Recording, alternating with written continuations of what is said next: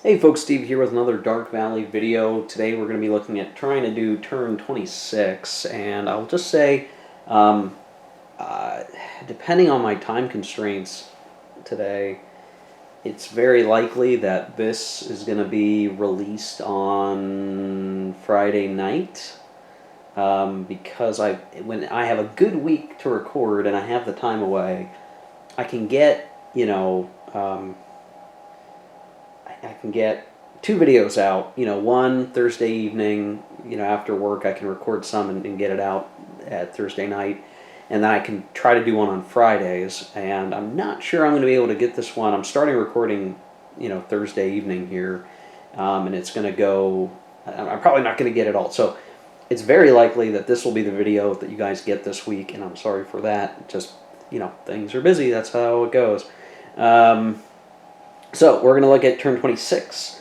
This is a mixed weather turn, and the couple of things that I could take care of right away for the reinforcement stop is that the Italian units are being withdrawn. So this is coinciding, I'm pretty sure, with the fact that the Allies are getting into North Africa and Sicily and so on, and so we are going to have to deal with the loss of the Italians. Now, fortunately, I did not put the Italians in any critical places, so for me, this is, okay, well, that's fine. That's fine. So the Italians are out, and we are going to have our reinforcements for the turn, which are these guys here. So we're going to get two more Tiger battalions, I believe these are, and for their stacking limit, that they're pretty good combat factors. And when you look at it that way, because they're good units, they're good models of armor, right? So they can go and help in a couple of places, right? That's the hope. And then the Soviets are going to get a tank corps conversion, which is going to be pretty easy. I just got to go find wherever it is. We have a non-guard tank corps somewhere, so that we'll find that and we'll convert that. No big deal. And then for the replacements, as we've discussed previously, we are now in a phase where the Germans are receiving two Panzer Grenadier, and 4 infantry / motorized step replacements per turn. That's pretty good for the Axis. That's awesome. Actually, it's more consistent and more than they've really gotten on most turns. So it's going to be a goodness. But of course, this is like the fizzling. We're going to start to see the fizzle when this is over. This is like the big fireworks show of reinforcements, and then things are going to taper off pretty hardcore. And the Soviets are going to get their 30 odd or whatever points, probably depending on the die roll that I will have. And the reality is actually that the whole pulling back here kind of helps the Soviets a little bit, because whatever units along this gapped line here that are flipped and reduced, I'm going to be able to put them back to full strength before we start moving. So it's kind of, it's okay, they pulled back, but that has given the Soviets time to, recuperate, and they can bring on the pain here, I guess, is one way to look at it. Now, something that Ted Racer messaged me about, and he's totally right. With the one unit that I have in the Stavka Reserve the way that it is, it's not particularly valuable, right? Right. Now, instead, if I had pulled off via rail movement or whatever some units like my guard tank armies to the reserve corps, maybe the Stavka Reserve box, I mean, not corps, then right at the end of last turn, I could have played the Stavka Reserve and had big strong armies kind of appear somewhere useful, move and make combat, and those guard tank armies are strong enough that even just them leaving the Stavka Reserve, reinforcing into a city, and then leaping forward to attack, they actually have enough combat factors that they can do that and actually, make it valuable to do that. And so something I need to think about here when I get to the strategic movement phase is, do I have any units sitting on rail lines that I can rail move into Stavka Reserve and actually have a potent Stavka Reserve? because that would allow us, say, in this next turn as we play through. Okay, the Soviets use their move and they move forward. The Axis gets their move right afterwards, just like in the last turn, and they pull back. We would be able to then use Stavka to at least make something happen where we could crack that line. We really need to be able to do that.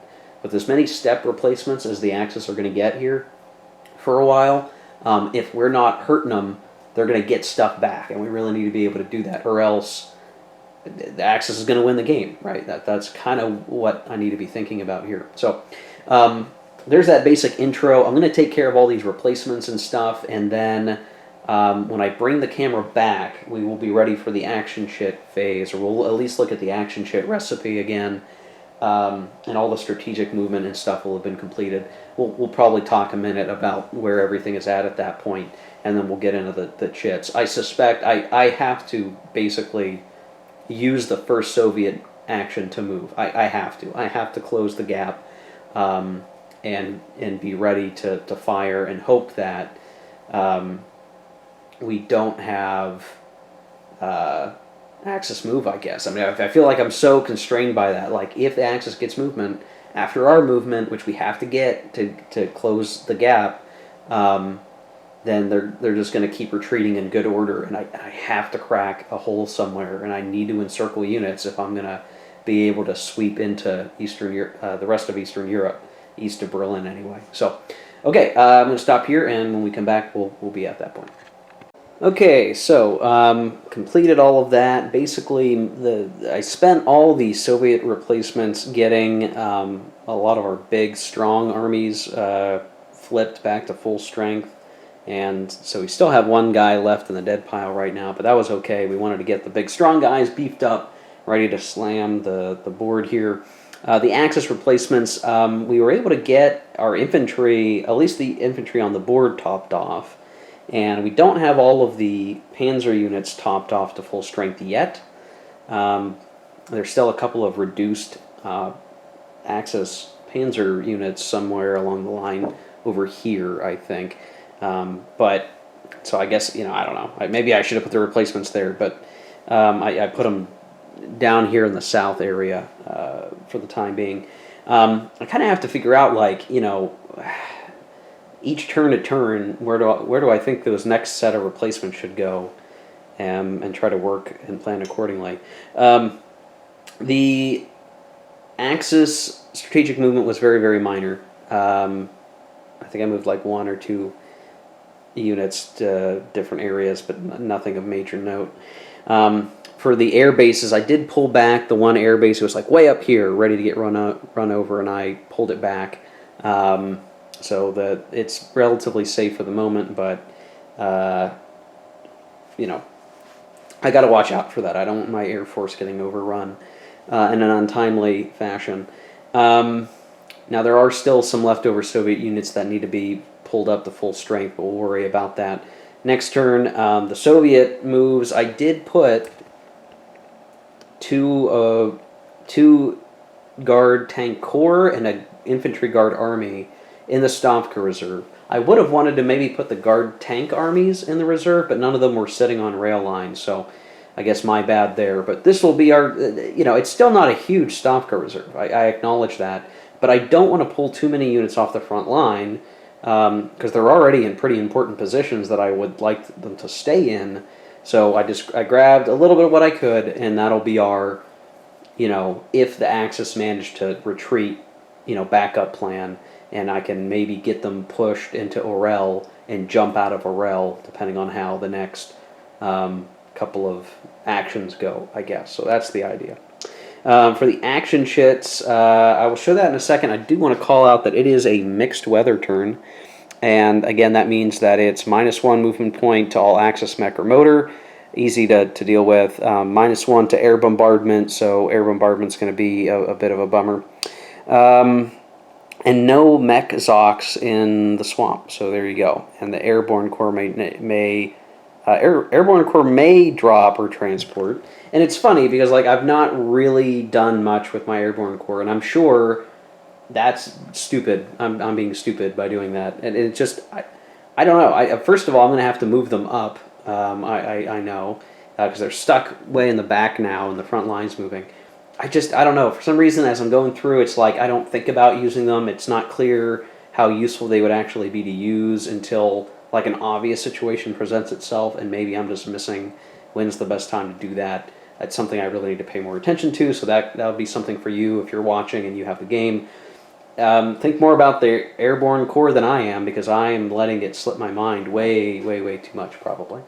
Okay, so the action shits for this turn. Pretty straightforward. It's the same as last time, right? We have logistics, we've got Stavka, we've got Soviet move, we've got combat, Stavka Zhukov, we've got deep battle, and for the Axis they have their move or combat, so they'll pick whenever they draw each chit, it's got one on each side, move or attack, or move or combat. And then for the two Panzer armies, I've selected again the 4th and the 2nd. Now, this could be an error. So these are the HQs. That guy and that guy. Now, if things go badly over here, I need to be able to move these guys around. If things go bad over here, I need to be able to move these guys around, which is why I'm putting those activation chits in, because of where the HQs are at, where all this action is likely going to take place. Now, what I shouldn't do is ignore down here, where I still have my 1st Panzer activator, HQ. Yeah, HQ. And I've already started to even pull it back a little bit. You can see I should move him around a little bit to be a little bit better. But I'm figuring I'm already going to start to pull back here anyway. That, I don't know. I've got to figure it out, right? Because if I'm only activating 2 Panzer armies a turn for the next few turns, I kind of have to think about which ones do I want them to be. So if I activate the 4th and the 2nd this turn, maybe I should activate the 2nd and the 1st next turn, right? Something like that I should probably be doing, just to be getting as much of this, center to south line pulled all the way back, or as much as I can pull back safely. So something I need to think about. As I've discussed, having move be the initiative chit is probably the obvious choice. So we're just going to do that. We're going to do movement. So I'm putting the movement chit on the chit track up here. The rest of these guys are going to go into the cup, except for Stavka, of course. And again, like, it's funny when you look at the chit drawer here, right? If the Axis pulls any of their chits, they can move back more, right? So maybe it's, I don't know. I could see a case here, right? This is where chit pull gets crazy, because you have to decide, right? What can you do and when can you do it? If I instead said, no, let's have it be a different chit, I would have to put, I guess, a Soviet combat chit or something, and I don't want to do that, right? Because then it's wasted. But I might lose my opportunity to use any at all, depending on how the movement comes up. And because the Axis can decide combat or move, and there's 2 of those chits in the cup, and they represent a certain percentage chance of being drawn out of the cup, a greater chance than any of the others singly, because there's 1 of each of all the other kinds, there's a good chance the Axis will draw that and be able to say, nope, I'm doing movement, and pull back after we do the Soviet move. And it's really hard. I can't really figure out a better way to do it for the Soviets. I'm going to have to do movement and hope that the next chit out of the cup is not the Axis movement or combat chit, one of the 2, right? And unless, if there's something else I'm missing that could help me here, it'd be good to know, but I think that's what I've got to do. I've got to move and hope. And again, once the action chit recipe changes a little bit and we get a little bit more combat effectiveness, it won't matter as much, because then we'll be forcing the entire Axis line to really be moving back. But yeah, I think that's what we got to do. So I'm going to stop here, and I'm going to conduct the Soviet movement. It's going to be really straightforward, and then when we come back, we'll start drawing from the cup. So see you in a second. Okay, so movement was just as straightforward as I knew it was going to be. And I did snake Zhukov down around the bend there a little bit, which is good because he's going to be able to activate some of the units in the vicinity, which will help crunch through the Axis line here, and maybe start to put some chaotic pressure in the big salient across the central and southern front. So we're ready to start pulling from the cup now. I'll also point out the Axis doesn't have its Manstein chit this turn. They'll get them back next turn. So the only interrupt capability really is Stavka, and we don't need to use it yet. So it'll be truly our reserve. It is very likely going to have them pop out of. I realize I forgot to move the Stavka. Let's do this like so. Let's see, 1, 2, 3, 4, 5, 6. Maybe I move him like so. 1, 2, 3, 4, 5, 6. Yeah, that's better. That's better. Okay. Maybe like that. 1, 2, 3, 4, 5, 6. 1, 2, 3, 4, 5, 6. Good enough. Good enough. Okay. So, sorry. Yeah, so we have moved, and now it is time to draw from the cup to see what happens. Here we go. And we pulled. Could it be? Combat Stavka Zhukov. All right, well, we are not going to be having a dull turn this time. So we advanced, and the Soviets have enough offensive operational organization this time to advance and conduct combat operations. Now, because it's combat Stavka Zhukov, it's only going to be of the range, within the range of our HQs, or else they'll get that -2 penalty. So, we know how it is, right? We've done this before. I'm going to go down the line. I'm going to just see what all combats are worthwhile, and then with that -2, and then obviously in the areas of import, right here and right here, we're going to, when I say here, I'm putting my hand right over, right over the import spot. Here and here, we're going to probably do combats. I mean, I think we have to, and they're going to be not suffering penalties, and we've got plenty of very strong guard armies in those zones. So hopefully we're going to crack the Axis line and be marching towards Voronezh, or who knows what. So we'll see that in a second. When we come back, it will be post-combat, and we'll see how far we got. Okay, so here we are after combat, Stavka Zhukov, and I have to say, I have to say a couple things. Whoops, I got to move a couple markers I was using to keep track of activation. And you can see that there have been some breaks in the line, and in fact, they've happened in a couple of important areas. Here, there were some battles over here, combats, I should say, that caused some reductions for both sides. I did push through a little bit here, and then some other combats didn't go as well over in this direction. But you can see we've made some ground. Also over here we had some retreats. So we pushed some guys back, but we also took a lot of hits doing it. And you have to keep in mind when you do these attacks with the guard armies that they have to take the first hit. So if you get a BL1, okay, then your only hit's going to be on that guy. I actually had an EX result over here, and that was 4 German steps, and 4 steps on the Soviets is pretty rough. I mean, you lose a lot. I was able to disperse it and do okay, but it was definitely bloody. But I think right now we're pretty well positioned to, if we manage to get deep battle next, which would be great, we could really hurt. We could really hurt them. And I'm a little tempted to do Stavka and grab some guys and send them forward into a couple spots, but I think I want to wait until after deep battle if we can, because I want to crack things open just a little bit more. But we've already managed to make some ground here. It's just a bummer that we lost. It's a bummer that we lost steps, because we're losing that combat factor. It's very difficult to follow up on these little tiny breakthroughs in the line. I just can't get guys through there. But we did force the Axis to use a lot of their air support in defense. And ultimately, I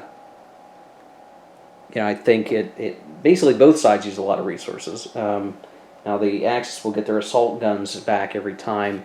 The Soviets actually used a lot of their air power to get some odd shifts that ended up, they worked out in some places. But the important thing is we're hitting Axis hexes and we're hurting them and we're causing damage, which I think is all that really matters here. We got to keep it up.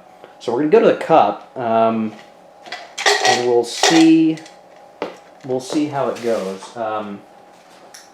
I just hope that, like, the Soviets really want deep battle here, and if they manage to get it, then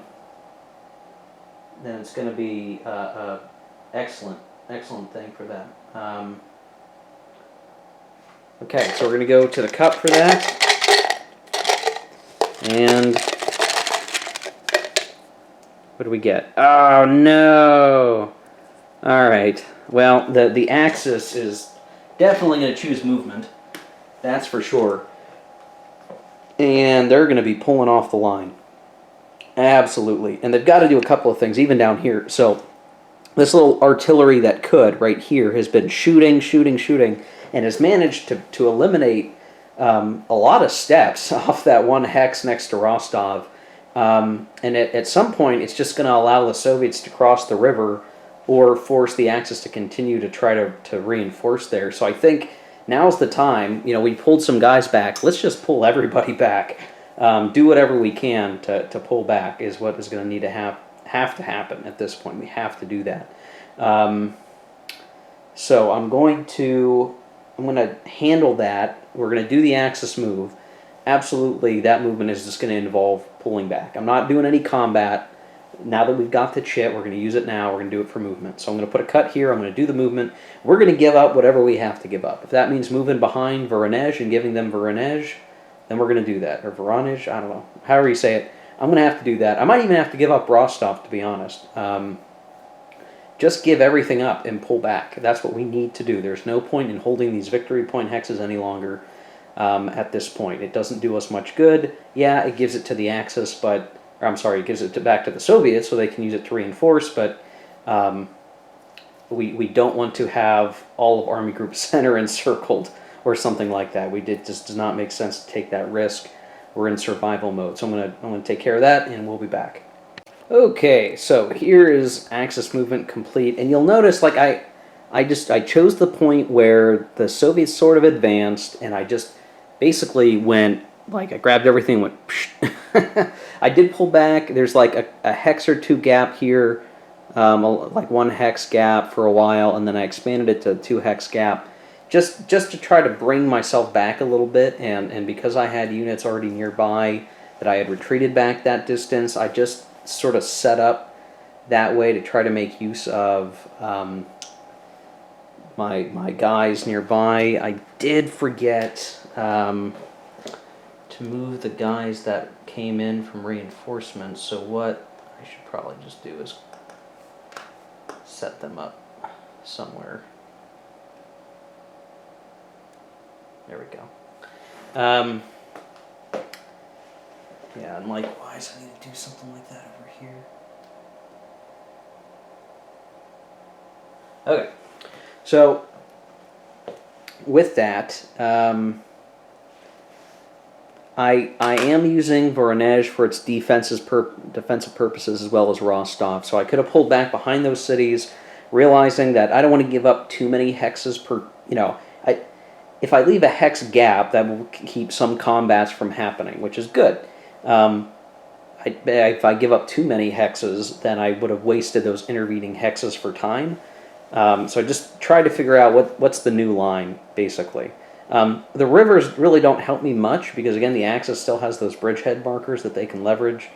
And that will probably matter on the next combat as it relates to Rostov, but this made sense. I don't think if I moved back any further, it might not have been of great value, but I think this was the appropriate pullback here, and we're good. So I'm going to go to the cup now.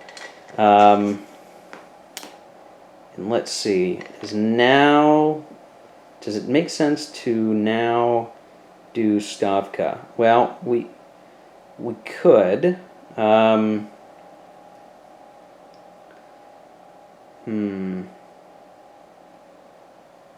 Yeah, we could.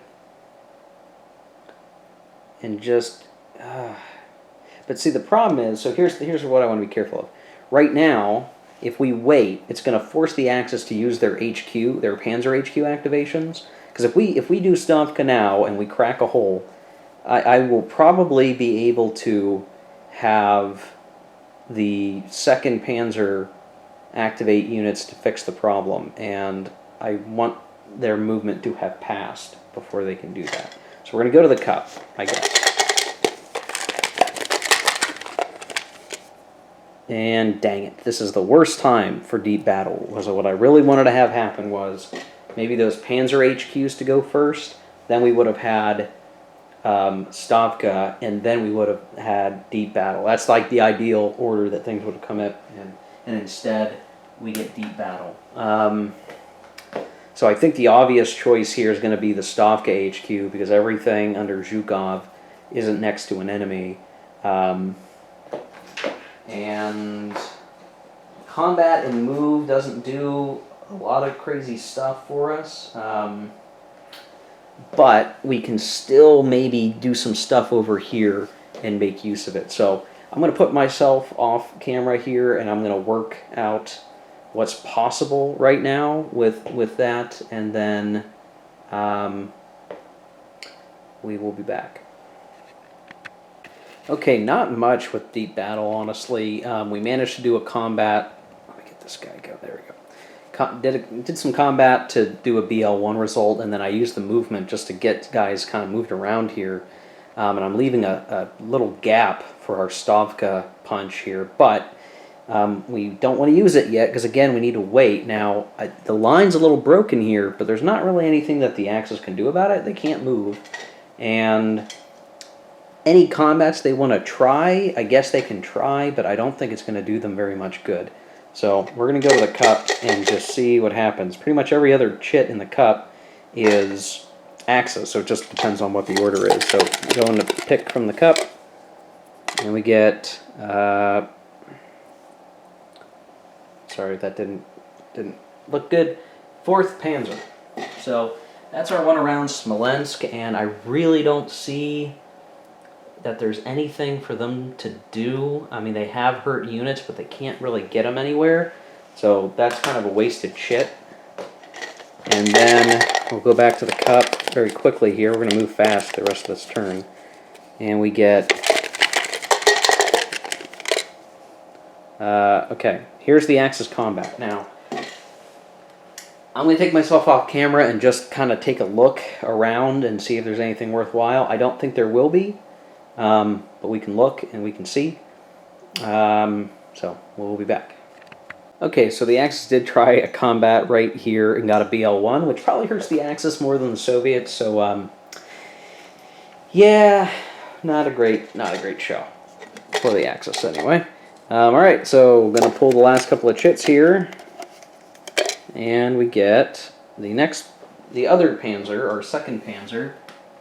And let's see, is there anything obvious for them to be able to make a difference here? What they could try to do is find the weakest points in the line and try to adjust them.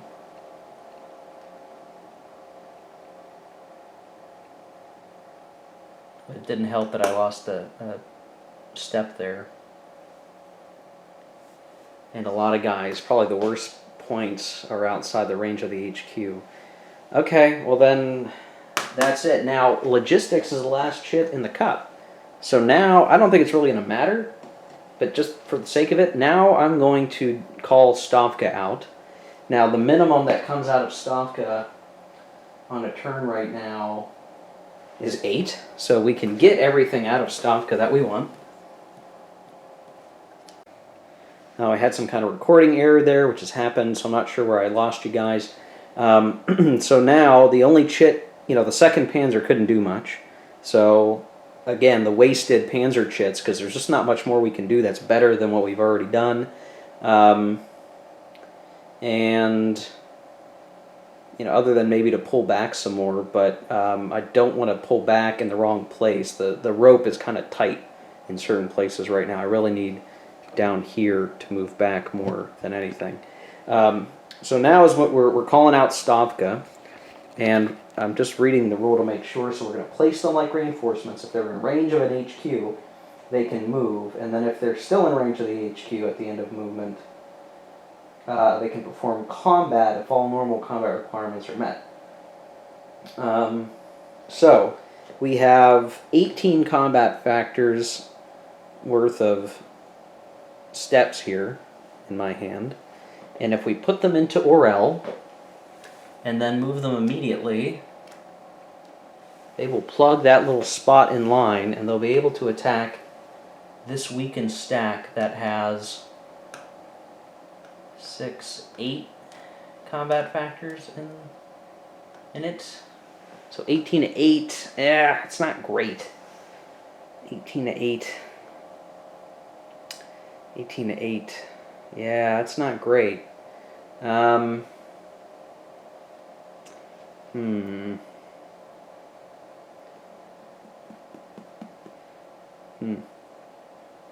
Well, I guess 2-to-1 odds. We can give it a shot. Sure. Excuse me. I rolled a 5. 2-to-1 odds on a 5 is actually a DR result, which is good. So, let's see. These guys are going to have to retreat. Yeah, see, that's interesting. And so now, we'll have these guys advance. And I'm sorry that I'm blocking your view. Here you go. Okay, so now we've got another poke through the lines that can't be fixed. Now, I'll go ahead and put the logistics chit out. And, yeah, there you go.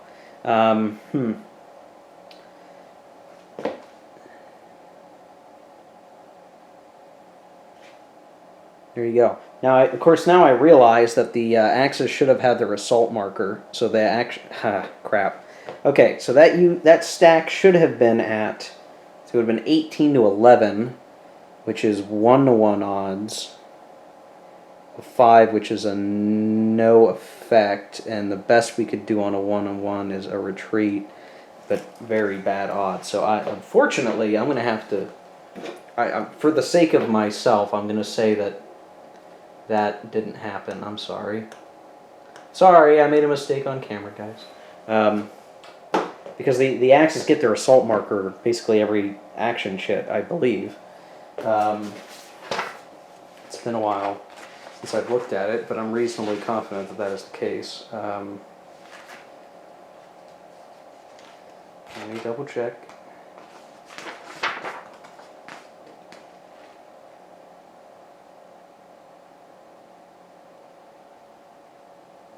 Yeah, per round. So the Stavka chit is its own round, it is my understanding, it's my belief. So they would have gotten it and not quite enough to get what we wanted to get there. So I really got to figure this out better. I need to figure out how much firepower to put into that Stavka reserve. But it's fine. We'll figure that out in time. And I think with the amount of space we have now to work with, we can again top off the strength of our Soviet units and get things rearranged. So, okay, so I think that is the end of the turn. Supply is fine for everybody because we're maintaining a relatively solid front line, and nothing else going on. That's the end of the turn. 34 victory points after the loss of Orel back to the Soviets. And I guess one thing I should bring up, so somebody, I think it was Peter, in the comments had mentioned, he's been watching every episode, it seems like. He had commented that it seems odd to see a big line of units like this. And I just want to say, like, at this scale of the game, which, I mean, it's not a strategic game, because we're not deciding construction, we're not deciding, grand strategy necessarily. We're playing a game that is really an operational game on a much grander scale than maybe a zoomed in operational game, right? We're dealing with corps, some armies, divisions. That when you look at like the size of the hex, right? The hex is so many kilometers across, and what the game's representing here is that like the forces of the Axis that are in a hex are sufficient there that the Soviets just can't walk past them. They have to combat them and move them back via combat in order to move into that space. It's just we're so zoomed out enough that the amount of forces at play here just don't allow you to just maneuver your way past the enemy. And that's why Zocs are a nebulous concept, right? A Zoc represents the fact that that unit is putting forces outside of the immediate hex that the counter is located, because armies aren't squares and they're not counters. It's more nebulous than that. So when you see all of this, it's an abstraction, in that there are that many Soviet and Axis forces all along the front line. Front lines existed, and this is the front line. In that the Soviet units can't just walk past the Germans. There are enough of them in positions throughout these hexes and all these kilometers of space, in enough saturation that they must be moved via combat activity. So I don't know. This is a side thing, but interesting based on a comment that was left on a previous video. So okay, this one's done. Oh, and by the way, I think I am going to get this out on a Thursday night. So past Steve was wrong. I managed to get enough free time to complete this video, and hopefully tomorrow I'll get time to do my Friday night video. So we'll see how it goes, guys. So thanks for watching. We'll catch you in the next video. If you like this video, hit like. If somehow you're watching this and you're not subscribed, hit subscribe to see more. And take care and keep on gaming.